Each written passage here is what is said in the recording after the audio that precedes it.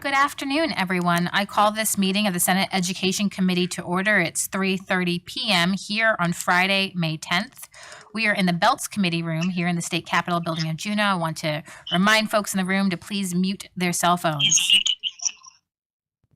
To follow along today, you can review the documents that have been uploaded on Basis. We also have documents available by the door here in the committee room.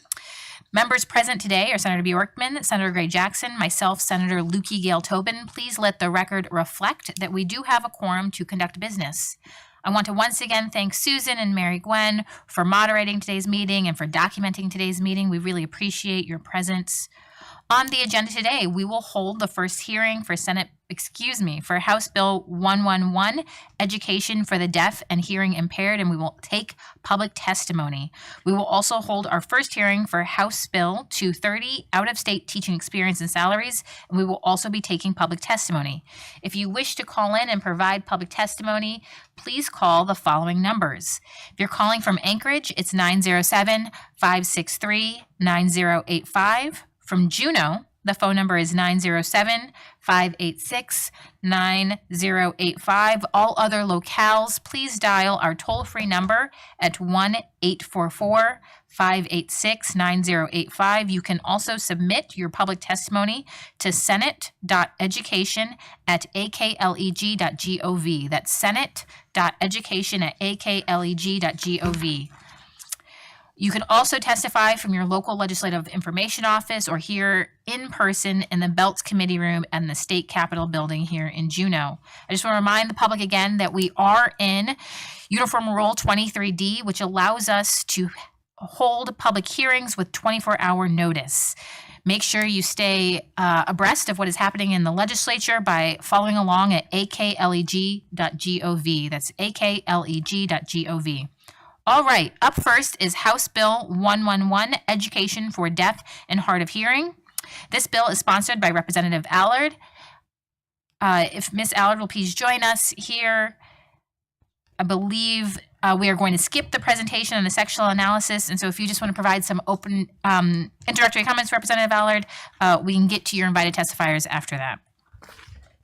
Thank you, Chair Tobin. If you don't mind, I'll just open up with my sponsor's statement and then we can just go from there. Thank you, Chair Tobin and members of the committee. For the record, I'm Representative Allard, representing Eagle River, and I'm also co-chair to the House Education Committee. I will be discussing HB 111, the Deaf and Hard of Hearing Bill. This bill aims to establish consistency in the information provided to parents by school districts, allows parents to choose the best method of communication for their children, and requires school districts to provide services with the parents' chosen method of communication. These services currently offered by school districts vary from site to site. 17 states have already passed the Deaf and Hard of Hearing of Children's Bill of Rights bill. While there is schools for the deaf in the administrative code, it is not established in statute. Deaf and hard of hearing children possess the same inherent ability to acquire language as other children. They have the right and the capacity to be educated, graduate from high school, pursue further education, and to embark on careers. They also have the right to have their ability to communicate and acquire language treated as a priority. We know that the lack of access in the classroom can result in the student missing essential information, lectures, discussions, potential leading to low academic achievement and reduced language and acquisition. Children who are deaf and hard of hearing or deaf and hard of hearing have the right to accommodations and access academic instruction, school services, and extracurricular activities in their primary language. Access in their primary language gives them the opportunity to benefit from all services and programs at their school. Given the unique nature of rural Alaska, some children who are deaf or hard of hearing may require residential services as part of their educational program. This bill further establishes parents to receive unbiased information regarding hearing technology, different methods of communication for a child who is deaf or hard of hearing. Available services and programs support services offered by public and private agencies and allow parents to choose the method of communication deemed most appropriate for their child. And the services for the deaf and hard of hearing be delivered by the school district through professional with training, experience, and a background in the chosen method of communication. Furthermore, these sections mandate the Department of Education and Early Development to establish and operate centralized programs for students whose primary language is ASL, which is the American Sign Language, and provide residential services. Madam Chair and members of the committee, it's time that we bring in our deaf and hard of hearing children. This is something we can all support, and I'm able to answer any questions you may have, and as well as my invited testimony. Thank you. Thank you. Thank you, Representative Allard. Are there any questions? I also want to let folks know that available for questions, we also have with us Kara Baldwin, the director of the Alaska State School for the Deaf and Hard of Hearings, available on Teams. We also have Amy Bobich, a teacher at the Alaska State School for the Deaf and Hard of Hearing, also available on Teams. And here in person, we have Donald Enoch, the special education administrator for the Alaska Department of Education and Early Development. Are there any questions from committee members? Seeing none, we'll move along to invited testimony. We have with us Richard Savell. I apologize if I pronounced that incorrectly. The program coordinator for the Governor's Council on the Disabilities and Special Education. Richard, if you could please identify yourself for the record and begin your testimony when you are ready. Thank you, Senator Tobin. My name is Richard Savell with the Governor's Council on Disabilities and Special Education. Thank you, Representative Allard, for your sponsor statement. I think a lot of what I want to testify to, she's already put on the record, but I will just add a couple of things. We were approached, the council was approached by the deaf community in the fall of 2022 seeking to move forward this Deaf and Hard of Hearing Children's Bill of Rights. And we took that on, and thank you, Representative Allard, for sponsoring the bill in the House last session. I want to say that deaf and hard of hearing children have the right to have their ability to communicate and acquire language treated as a priority. They have the right to learn from qualified professionals who can communicate directly with deaf children. They have the right to have opportunities to interact with deaf adult role models. They have the right to have deaf peers of the same language, mode, level, and age. And they have the right to have full access to unbiased information, specialized personnel, school programs, and social activities. And so this bill will ensure that these rights are protected and will also codify the current Alaska School for the Deaf, which is in regulation, will codify it into statute and protect it for future generations of deaf and hard of hearing children. So the council urges you to support this bill, which will ensure these information and resources are available to all families who have children who are deaf and hard of hearing, and will reinforce that they are valued members of our communities. Thank you. Thank you. Thank you, Mr. Saville. Are there any questions? Seeing none, we are going to open public testimony. I invite those who are currently called in to provide their public testimony so we can move through that quickly and with alacrity, but we will give you some extra time when you present, as we know that it needs to be interpreted to us. So I will now go ahead and open public testimony on House Bill 111. And I see there's a few folks online, and I'm just going to call your name. If you'd like to provide public testimony, please do so. Or if you do not, simply say that you were here for questions.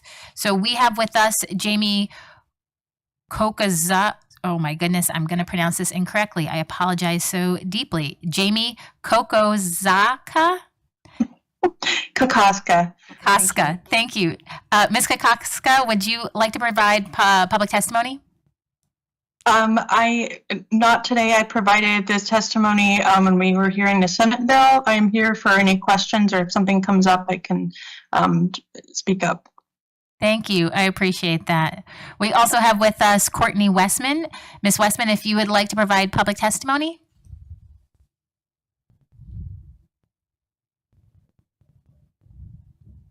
Hello, this is Courtney Westman. Thank you so much for giving me an opportunity to speak today. I'm here in support of the bill, and I am here as the Deaf Education Board Chair. I support this bill and have for a significant period of time. I believe that deaf and hard of hearing children need access to equal opportunities, and there have been a lot of gaps over the years in our area. There have been a lot of competing opinions. We need to have an unbiased provision of information to provide true access for those who are deaf and hard of hearing and for all of those children. So thank you for this moment. Thank you. Thank you, Ms. Westman. Moving on to Clara Baldwin. Ms. Baldwin, if you would like to provide public testimony, or are you here for questions? Just went away. Hold on just one moment. Clara just disconnected. One moment. We will come back. Ms. Bobich, Amy Bobich, if you would like to provide public testimony, please let us know, or are you here for just questions? This is Ms. Bobich. I believe I've already provided my testimony previously. If that is necessary again, I'm happy to do that, but I'm really just here for questions, I believe, today. But do let me know if you need my testimony on record a second time. Thank you, Ms. Bobich. We do not need your testimony again for a second time, as we do have it on the public record. But if you'd like to say anything in addition, please let us know. Otherwise, I don't see Ms. Baldwin has been able to rejoin us. So we'll give it a few more moments before we close public testimony. Brief at ease.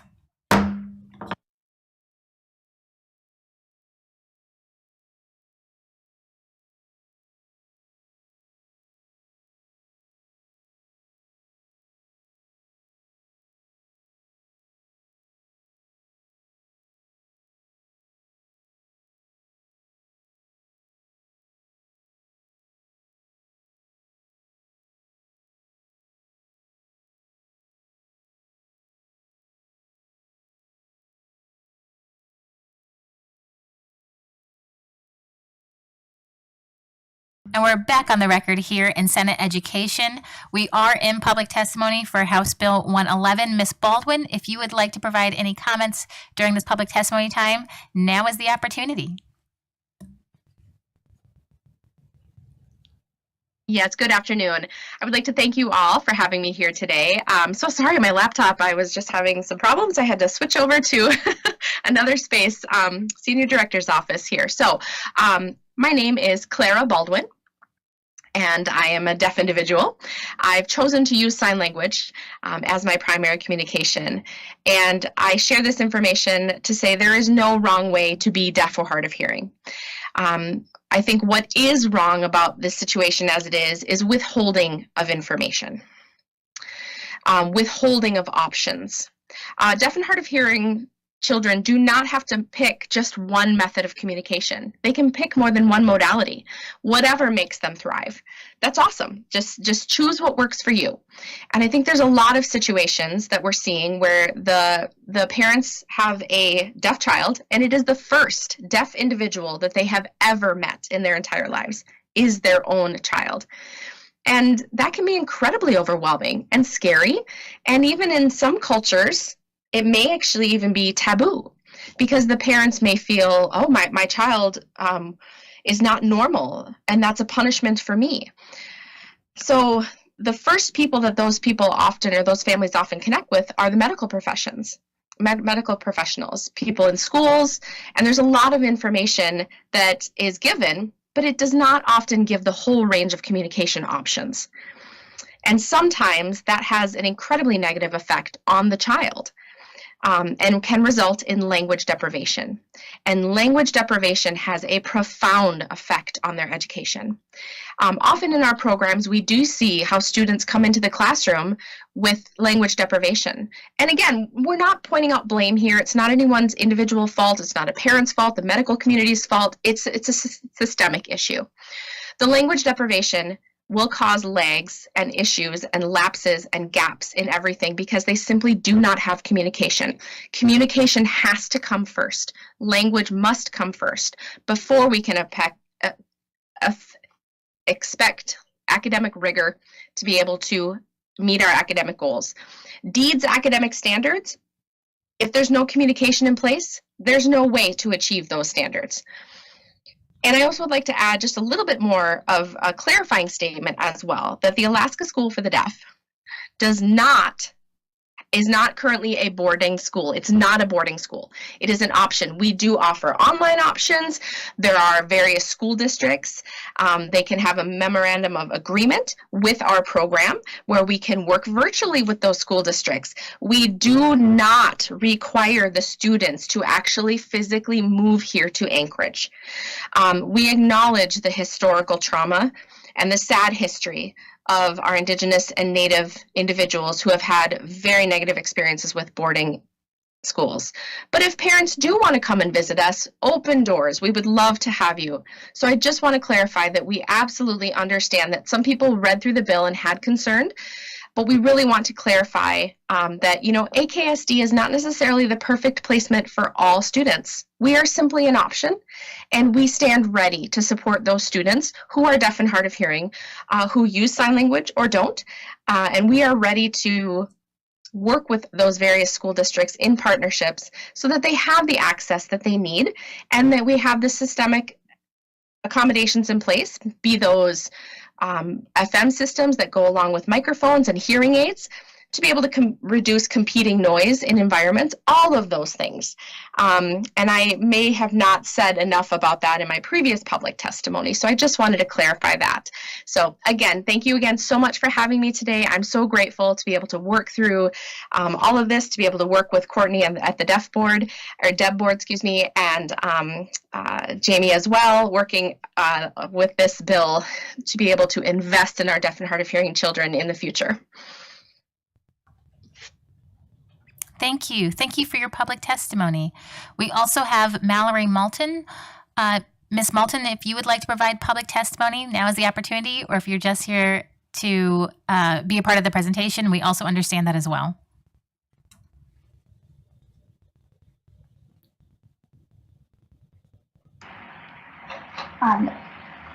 Thank you for having me.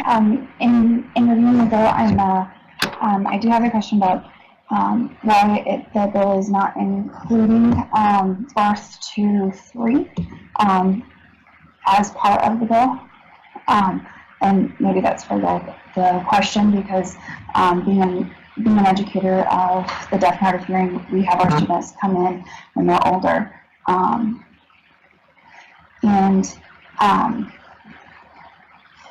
have 3 to 5 years of language deprivation. Also looking at the total communication to see if we could also have AAC added into the wording and the language, because we do have students that that is the best fit of their community and their chosen communication for the family or the unique situation. And having that added in, also possibly looking at having the definitions be person first, possibly. Thank you very much. Thank you. Thank you, Ms. Malton. Is there anyone else who wishes to provide public testimony who is online?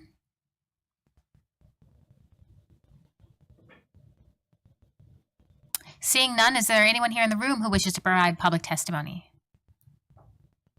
Seeing none, I will close public testimony.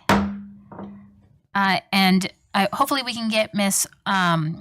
Malton an answer to her questions. I think the first was, why does the legislation not cover 0 to 3 years of age? And then also, why do not explicitly call out the Anchorage School District when it says, I believe on page 2, the definition section around, I think, a school district shall inform. Why isn't it explicitly stated that ASD must? I'm going to hazard a guess, as it doesn't cover 0 to 3, as those are not students covered in our public school system. Public schools from kindergarten through 12th grade, or in some cases preschool, but 0 to 3 are not part of that structure. And then also, we don't call out any specific school district, as that is prohibited in the way that we author legislation. But that might just be a hazard of a guess. Thank you, Senator Tobin. Nope, you did great. Thank you. Thank you. Thank you. Well, are there any other questions from committee members? Senator Ray Jackson. Thank you, Madam Chair. I don't have a question. I just want to make a comment. I think it was Jamie, one of the testifiers, who mentioned that the deaf and hard of hearing deserve equal opportunity. I was glad to hear that, because I believe in equal opportunity for everyone. And that's the reason why I brought forward a companion bill to this bill. Thank you. Thank you, Madam Chair. Thank you. Thank you, Senator Ray Jackson. Seeing no additional questions, we'll go over the fiscal note so we can get that out of the way as well. I believe we have Ms. Manning with us online, and I know there's other folks here in the room as well. Senator Tobin, may I? Thank you. I appreciate this. You had hit on, I couldn't hear the testifier in regards to why it's not 0 to 3.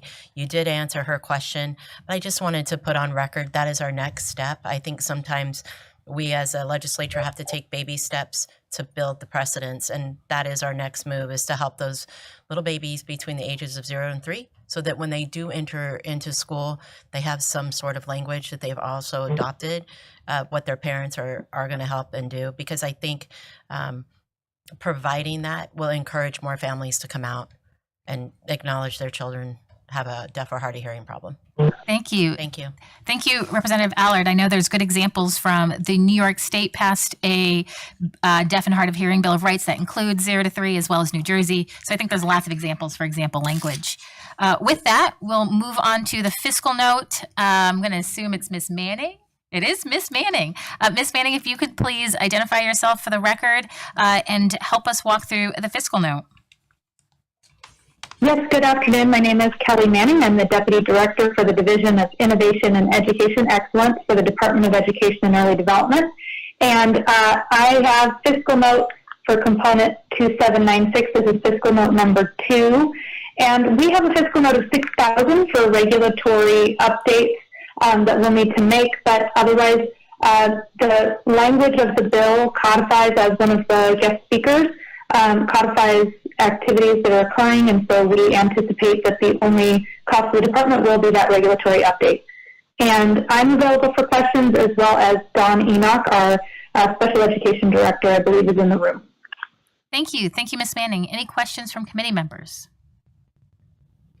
Seeing none, we do have a committee substitute that does address some of the components that Ms. Baldwin actually highlighted around language establishing a residential school within the legislation. So here to walk us through the changes from version S to version U is our Senate Education Committee aide, Mike Mason. Madam Chair, should I do the motion first, or We can do that, or we can wait. It's up to you. Perfect. whatever you'd like? The CS has been distributed to committee members. It is work order draft 33-LS0504/U. Senator Gray Jackson, may I please have a motion? Thank you, Madam Chair. I move to adopt the committee substitute for House Bill 111, Work Order 33, Larry Sugar 0504/uniform, as our working document for House Bill 111. Thank you, Madam Chair. Thank you. And I'll object, so we have an explanation of changes. Mr. Mason. Good afternoon, Mike Mason. I am staff to Senator Lukey Gale Tobin. Just a few minor changes here.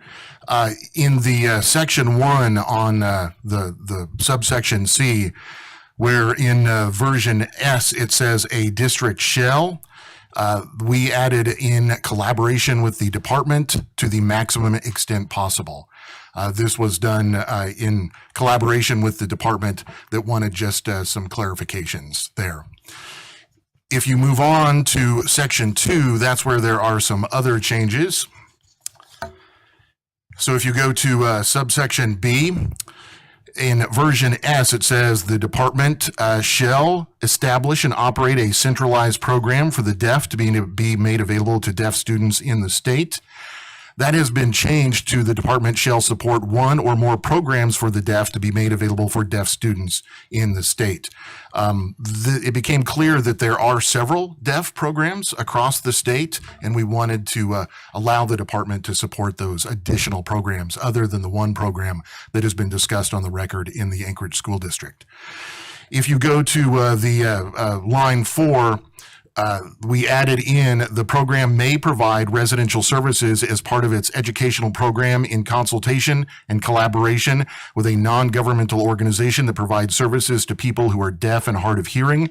In discussions with the department, it became clear that the department supports the Anchorage School District that then works with Hope Community Resources, which works around the state, especially in Anchorage. So we just wanted to codify that relationship. So that's what that change does.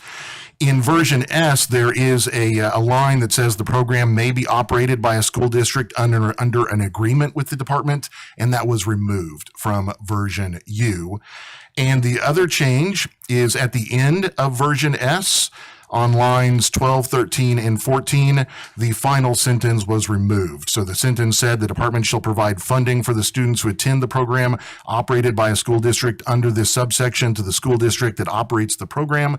That was removed because that funding is basically part of the foundation formula and it was unnecessary. Those are the changes from version S to version U. I would be happy to try to answer any questions or punt to the department. Thank you. Thank you, Mr. Mason. I would like to bring up the department, Mr. Enoch here, to talk about why we struck the line around agreement, just because we want to make sure we're codifying existing practice.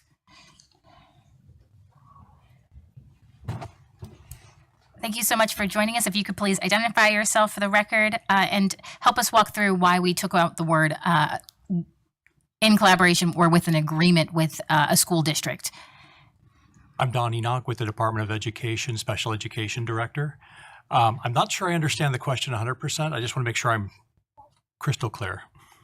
So when we were having our discussion around the agreement and whether it goes into contract law, we wanted to make sure that we codified the existing practice and didn't create any additional burden that the department would have to engage with a school district. That is correct.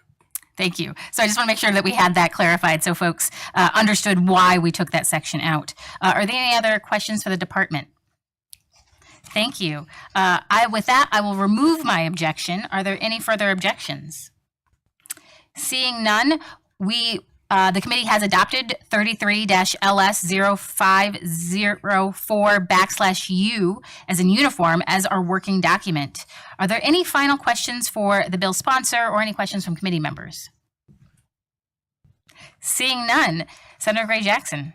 Thank you, Madam Chair. I move to report House Bill 111, Work Order 33, Larry Sugar 0504, uniform from committee with individual recommendations and an attached fiscal note. Thank you, Madam Chair. Thank you. Thank you, Senator Gray Jackson. Without objection, House Bill 111, Work Order 33-LS0504/U as in uniform is moved from committee with individual recommendations and attached fiscal note. Please stay after the committee to sign the committee documents. We will now move on to House Bill 230, Out-of-State Teaching Experience and Salaries. We'll take a brief eddies to transition. May I?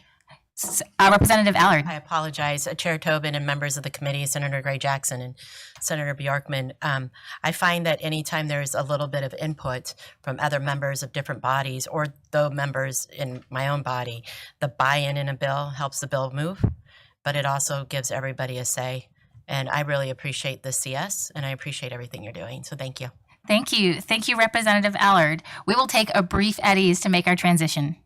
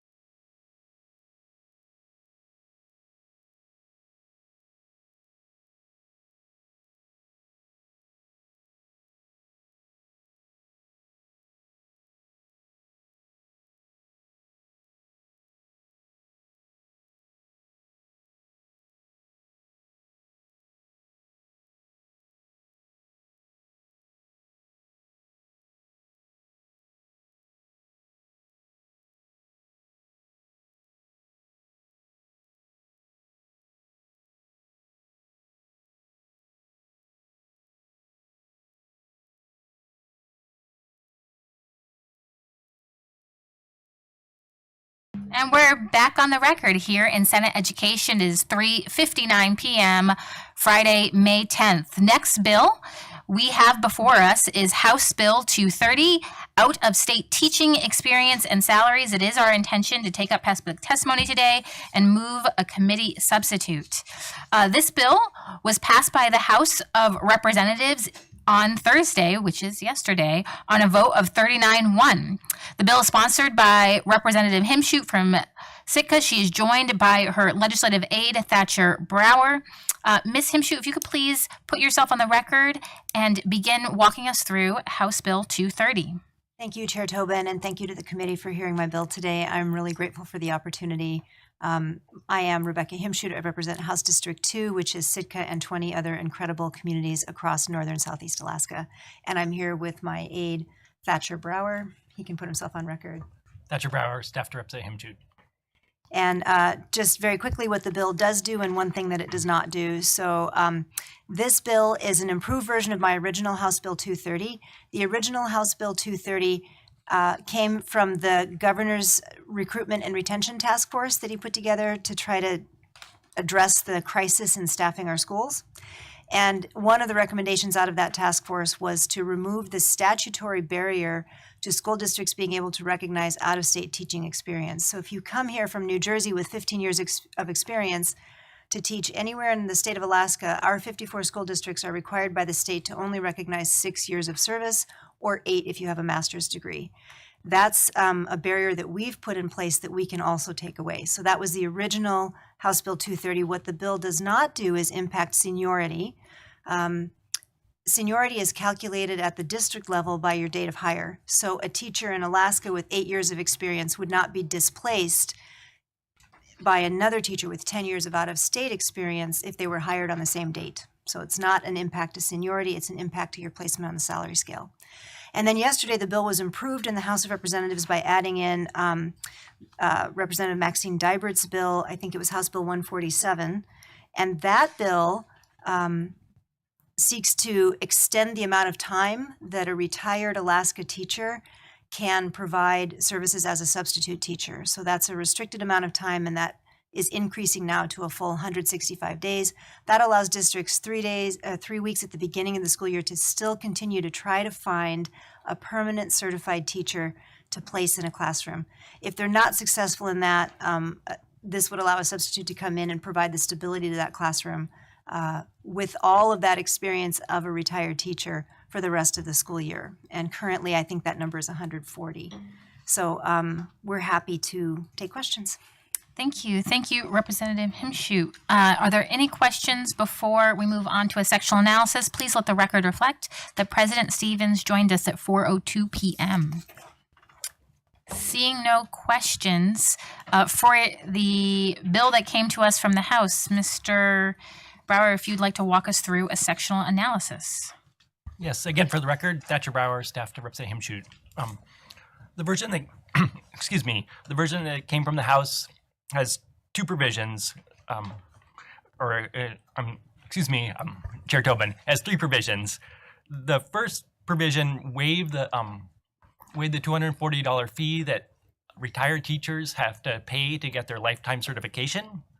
It also extended the number of days that these retired teachers can substitute teach from 120 days, which is currently in regulation, it's not in statute, to 165 days.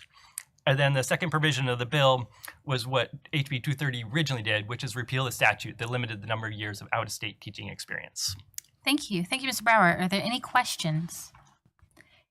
Seeing none, I am going to open public testimony on House Bill 230. Public testimony is now open. Is there anyone here in the room who wishes to testify? Seeing none, we will move online. Is there anyone online who wishes to testify? Seeing none, we'll close public testimony. Before the committee is a committee substitute. It has been distributed to members, and it is an attempt to help move us into a position where we can move this legislation relatively quickly without going through a finance referral.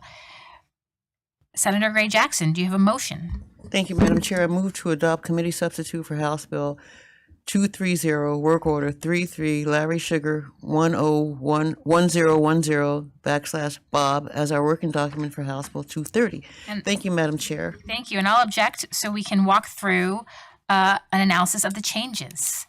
Mr. Brower. Again, for the record, Thatcher Brower, Staff Director Himshoot. The CS before you has one change, and that change is on page 1, line 16, and at no cost to the person is deleted. And the effect of this is that there's no longer an obligation for the department to waive the $240 fee that these retired teachers pay for their lifetime certification. Thank you. Thank you, Mr. Brower. Are there any questions? Seeing none, we're going to invite the department up so we can walk through the fiscal note, which is now zeroed out.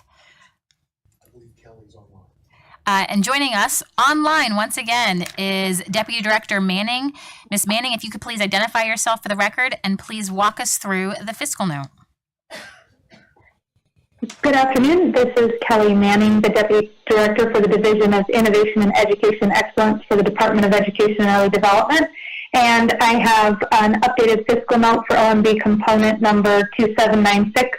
And we have zeroed out the fiscal note due to the change in the language that removes the requirement to waive the fee. With that removed, we believe that we can absorb the costs required to update regulation and support the opportunity to get educators into the classroom. I'm available if you have any questions. Thank you. Thank you, Deputy Director Manning. Are there any questions from committee members? Seeing none, I'll remove my objection. Any further objections? Seeing none, we have adopted Work Order 33-LS1010/B, as in Bristol Bay, as our working document. Are there any further comments from the committee members or questions for the bill sponsor? Seeing none, Senator Gray Jackson. Thank you, Madam Chair. I move to report House Bill 230, Work Order 33, Larry Sugar 1010/Bob, from committee with individual recommendations and an attached fiscal note. Thank you, Madam Chair. Seeing no objection, House Bill 230, Work Order 33-LS1010/B, as in Bristol Bay, is reported from the Senate Education Committee with individual recommendations and attached fiscal notes. If folks could please stay after the committee to sign the committee report, I'd greatly appreciate it. Thus, our agenda is concluded for today. The next meeting of Senate Education will be on Monday, May 13th. As there is no other business before the committee today, I will adjourn us at 4:07 p.m.